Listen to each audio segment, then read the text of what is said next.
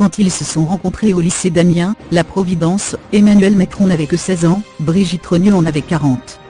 Elle était mariée à André Louis Ozière, et avait déjà 3 enfants: Sébastien, né en 1975, Laurence, née en 1977, et Tiphaine, née en 1984.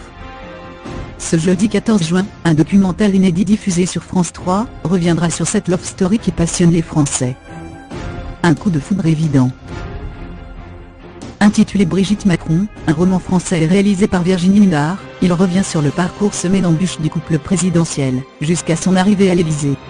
Elle, enquête recueille nombre de témoignages inédits, notamment celui de la fille de la première dame, Tiphaine, camarade de classe d'Emmanuel Macron, mais aussi ceux de ses amis d'enfance, de ses anciens élèves et collègues.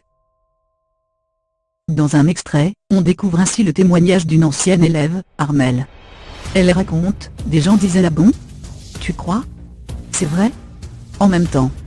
Voilà, c'était plutôt en même temps, assure la jeune femme, pour souligner la logique de ce coup de foudre. S'il y en avait bien une qui pouvait faire ça.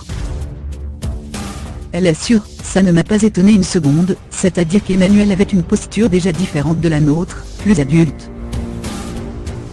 Brigitte, c'était une professeure de français qui était aussi extrêmement appréciée, une très bonne professeure de français.